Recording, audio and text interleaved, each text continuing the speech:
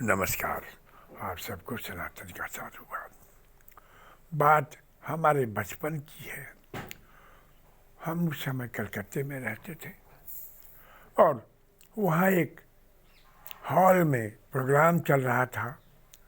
कलकत्ते के बड़े बड़े धनाढ्य सेठों का वो प्रोग्राम था और वहाँ पर चयन होना था तीन महापुरुषों का और पद था मूर्ख, महामूर्ख और मूर्खाधिराज।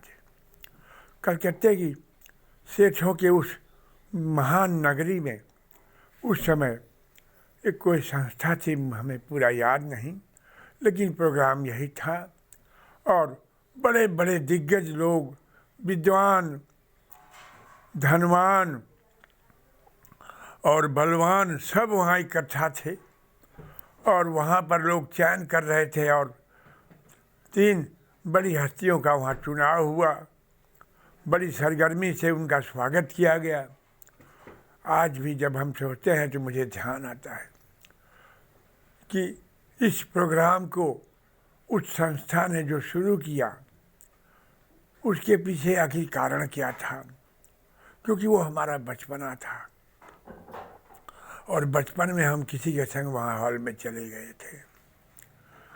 अब आप देखें, आज हम जब सोचते हैं तो मुझे मालूम होता है कि इतने बड़े बड़े धनाढ्य सेठों को मूर्ख, मूर्खाधिराज और महामूर्ख की पदवी, और वो सहर्ष उसको स्वीकार कर रहे हैं, सम्मानित हो रहा है और दूसरे दिन उस संस्था की पत्रिका में उनका नाम और उसी हिसाब से उनका सम्मान के साथ फोटो आया। और अब सोचते हैं तो समझ में आता है, लक्ष्मी का वाहन उल्लू है। कहने का मतलब जहाँ की सारी गतिविधियाँ अर्थ पर आधारित हों और अर्थ ही मुख्य हो हर चीज़ में, और हर चीज़ को अर्थ से तौला जाए तो अर्थ तो महान हो ही जाएगा।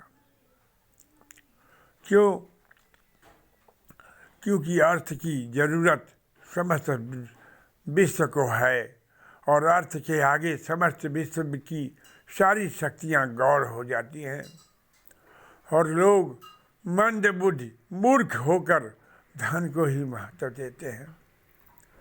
अब कारण चाहे जो भी हो, हमारी बुद्धि के हिसाब से हमने अपने दिमाग में एक विचार लिया और आज हमें ये विचार आ रहा है। हम सोच रहे हैं समस्त शिष्य को, समस्त सृष्टि को धन के पीछे ना दौड़कर और भी जीवन के कई आयाम हैं जो धन से भी बहुत ज़रूरी हैं, उनकी ओर देखना चाहिए। नमस्कार।